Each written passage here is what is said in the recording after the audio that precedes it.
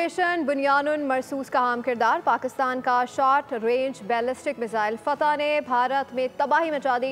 भारतीय तंजीबात के परखचे उड़ा कर रख दिए। 7 जनवरी 2021 को पहली बार ISPR की जानिब से ये बताया गया कि पाकिस्तान में मकामी सतह पर guide multiple launch rocket system तैयार कर लिया गया है, जो फतह के नाम से सामने आया है। फतह से कम पर राधी नहीं होता और जिसका निशाना कभी नहीं चुकता। जमीन से जमीन पर मार करने वाले एक नहीं दो फतह, फतह 1 और फतह 2, जो रखता है भारत के हर शहर पर नजर। फतह जो सिर्फ और सिर्फ भारतीय शहरों को मद्देनजर रखते हुए तैयार किया गया। फतह मिसाइल 120 किलोमीटर तक हदफ को निशाना बना सकता है, बड़े ठिकाने भी नहीं बच सकते। फतह मल्टीपल लॉन्च रॉकेट सिस्टम है, एक वक्त में 8 मिसाइल फायर होते हैं।